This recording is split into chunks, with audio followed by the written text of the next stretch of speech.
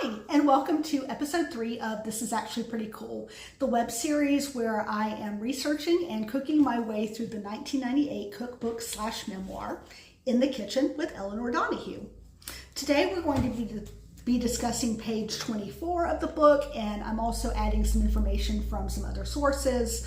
And those sources will be listed in the description or in the caption of the episode. And then after that, I'm going to be making the second recipe from this book. All right, so at this point, we learned that at the age of 2, Mary Elinor Donahue, as she was known then, began performing on the Saturday morning kids broadcast that aired on radio station KMO in Tacoma, Washington. We learned from Peter Ackerman in his book that the show was called Youth Makes a Record. His mom got positive feedback, and so she was invited back several times. And this, for some reason, had the effect of her needing a Social Security card. So Peter Ackerman tells us, just this really cute story his mom told him of how, she couldn't sign her Social Security card because of being, a 2-year-old. So her mom, Doris, put her hands over Mary Eleanor's and just sort of guided her signature. And in her book, Elinor tells us that, on this radio show, she sang songs like, In a Little Red Schoolhouse, You Are My Sunshine, and Don't Sit Under the Apple Tree. So, because I am a massive nerd, I looked at the lyrics to these songs, and the ones for, In a Little Red Schoolhouse and You Are My Sunshine, they're totally fine, wholesome. I don't think there's any question of a 2 or 3-year-old singing these. I think we all know the, you are my sunshine, my only sunshine. You make me happy when skies are gray. You'll never know, dear, how much I love you. Please don't take my sunshine away. So I think we all know that one. I believe is actually sung as a lullaby to kids now, so no issues there. And then we have Don't Sit Under the Apple Tree. And before we get into the lyrics themselves, I do have some facts about the song, because of course I do. It debuted in the 1939 Broadway musical called Yokel Boy. And after the U.S. entered World War II in December 1941, the writers of the song changed some of the lyrics to what we have today. And those lyrics reference a soldier going off to war, and then the song was further popularized by the Glenn Miller Band and the Andrews Sisters, and so today it's really known as this World War II war song.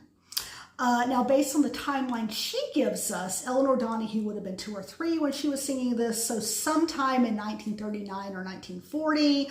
And based on that, it sounds like what she would have been performing were the original lyrics. And so, I just looked up those. I'm going to sing those. And then you can let me know in the comments if you think a child should perform this. Excuse me.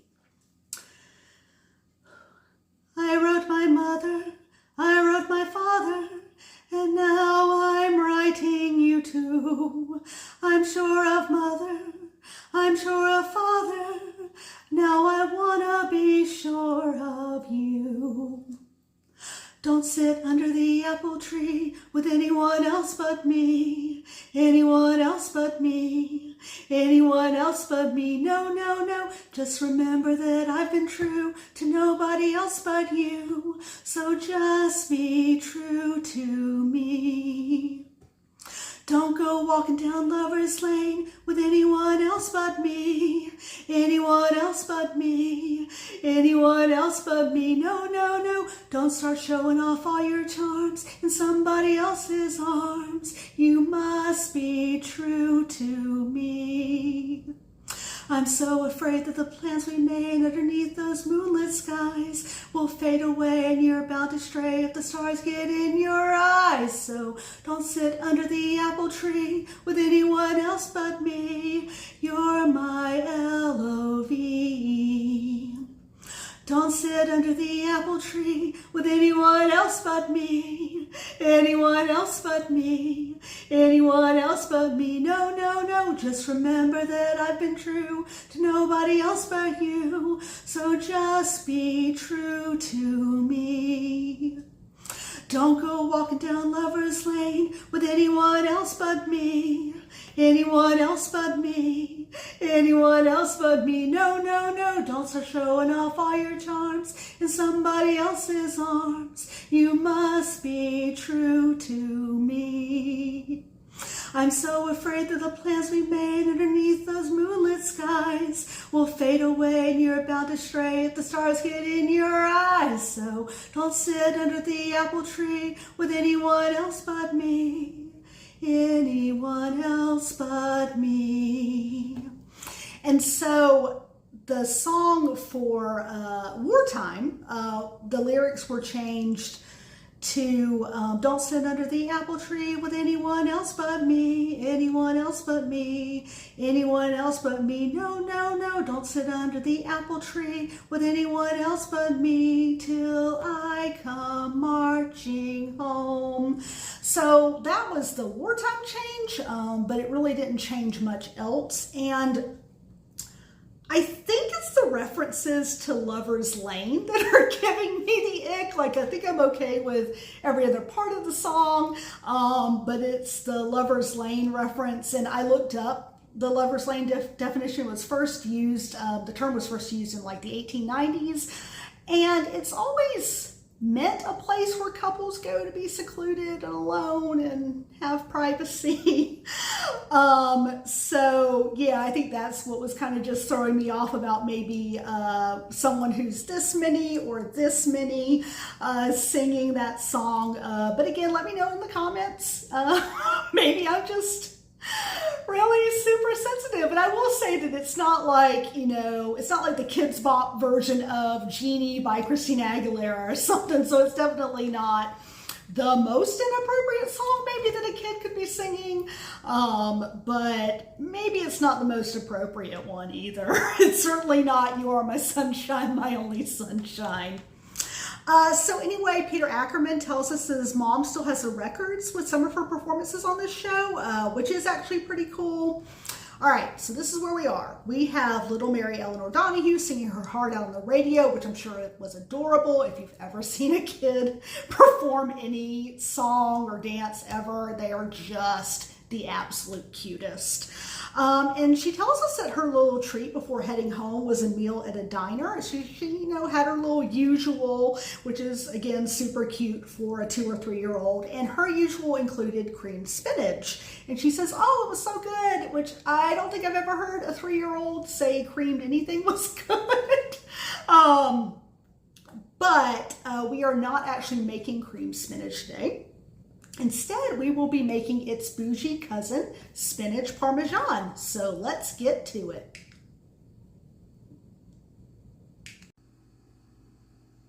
All right, so for our Spinach Parmesan, we are going to be using 4 10-ounce packages of this frozen chopped spinach.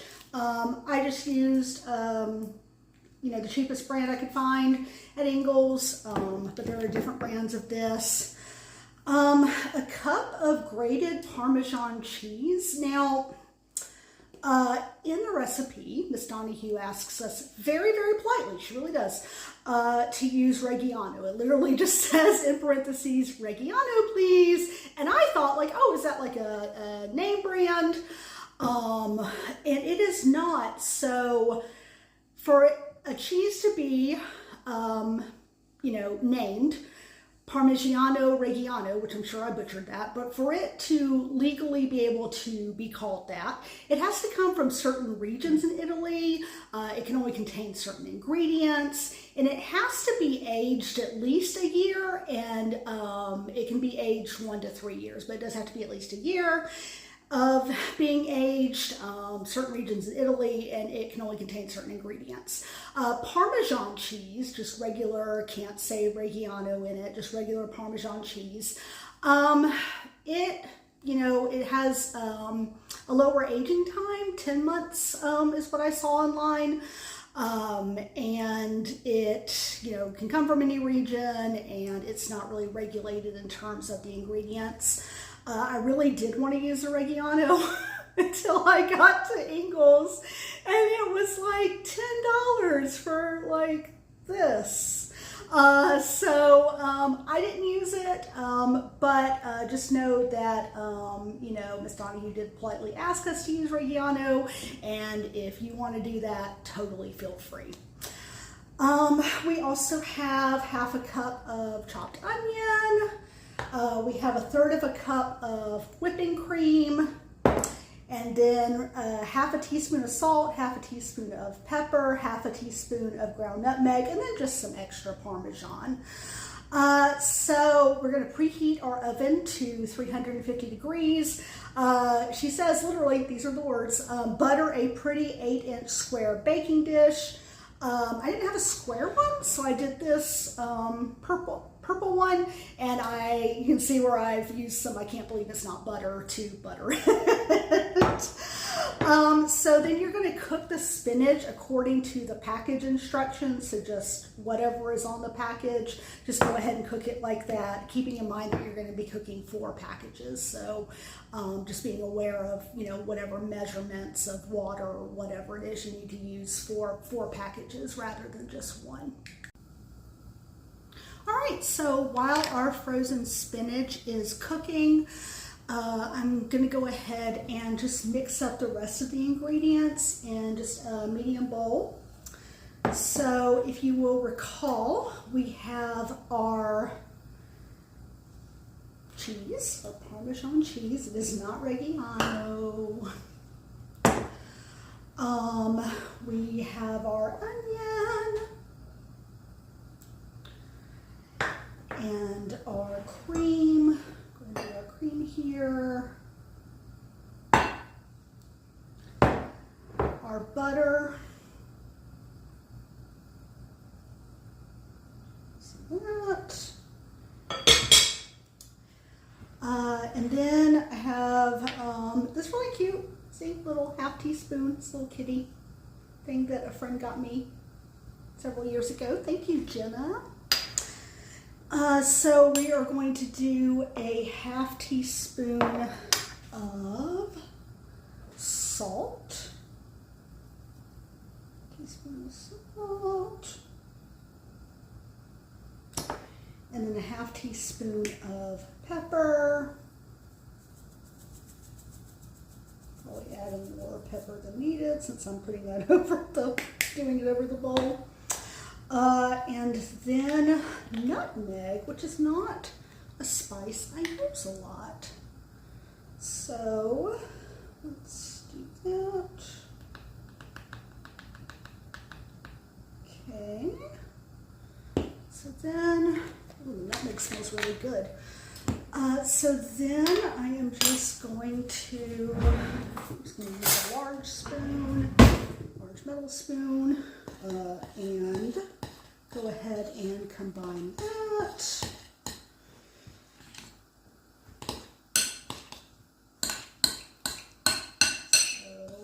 do that. And then once the spinach has been cooked, we're going to add it to this mixture here. All right, so we cooked the spinach, and by we I mean I, because it is a solo operation here. So got our nice steamed spinach, and we are going to put that in those other ingredients we mixed. And I'm hoping the directions said a medium bowl, so I'm hoping this is going to be big enough. You can see the steam coming off of this. I definitely got a steamed spinach facial when I was trying to squeeze out the excess moisture like the recipe says to do. So, you know, I'm sure my pores are open or closed or whatever facials do. All right, so maybe we can call that the Popeye facial. So I'm just going to go ahead and mix this up, and it looks like the bowl was just big enough. So just go ahead and mix. and mix and mix. And you know what we're going to do? You'll never guess. Mix some more. So, okay.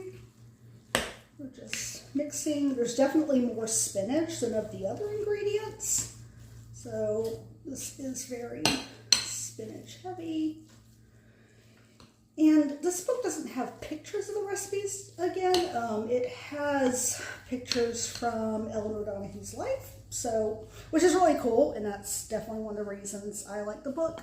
But I don't really have an idea of what the recipe is supposed to look like, other than, or I guess rather what their finished product is supposed to look like, other than like, oh, it's spinach with these things mixed together, so it should, like just kind of having more of a general idea. So I'm gonna go ahead, this was our mixture. Popeye would be a big fan of this, I think. And I'm just gonna go ahead and pour this into our buttered dish. All right, so do that. I'm just going to spread that out. And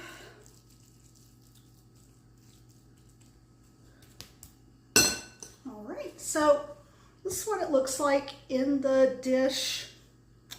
Not, again, sure if that's exactly how it's supposed to look, but that's kind of the best I can do.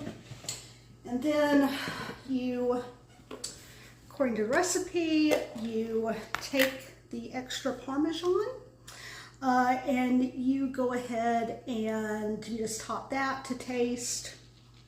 My taste is that we're going to use the rest of this thing of Parmesan because I really like Parmesan. And plus maybe the extra Parmesan will cover up any aesthetic mistakes here. All right, so this is what it looks like with the extra Parmesan on there. And so I'm going to put that in our oven that you may remember was set at 350 degrees. And the recipe is baking 20 to 30 minutes until heated thoroughly. All right, so this is the finished spinach Parmesan. I just did it at 20 minutes and it is heated all the way through. So I am just going to wait for this to cool down for a little bit and then we will be ready to try it. All right, so we are ready to try our spinach Parmesan. I'm really excited about this. It looks really, really good. So I'm just gonna take a little, oh, I don't know if y'all can see it because I haven't figured out how to really film these well yet, but like the cheese is all gooey and I think I'm gonna like this, but let's see.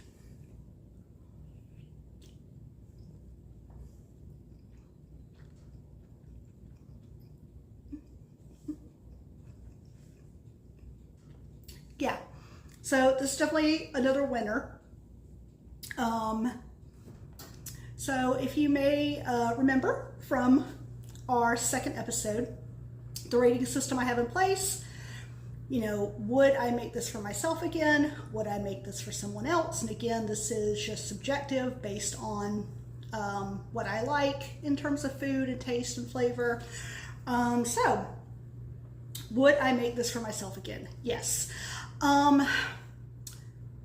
It took a while to cook the spinach. So that was, to me, kind of time consuming, but I think it was still worth it. And so, yeah, I would definitely make this for myself again. I think it's a fairly healthy thing. It's got spinach in it, and the ingredients weren't, you know, they were pretty decently priced, especially since I didn't get the fancy Reggiano cheese. So, yeah, I would definitely make this for myself again. Would I make it for someone else? Yeah, absolutely. I know people don't like onions in their stuff, so like I have a friend who doesn't, and I didn't feel like the onions were unbearable. There was only like half a cup in there, but you know, if you don't like onions, you could probably leave them out. I don't think it would really impact anything. But yeah, so, you know, we're on a really good streak of 2 recipes made and 2 recipes with ratings of I would make them for myself again and I would make them for someone else. So with that, we're going to go ahead and wrap it up. If you enjoyed this episode, you can feel free to like it on Instagram. You can feel free to follow me on Instagram, subscribe on YouTube. I am trying to get TikTok to work with this, but I'm having a hard time. I tried to load one of the episodes last week and it loaded, but then it did that weird thing where like the way my mouth was moving didn't match with the words. There was like that lag, and I know that drives me really insane when I see it in videos. So I didn't, you know, I just deleted the video from TikTok.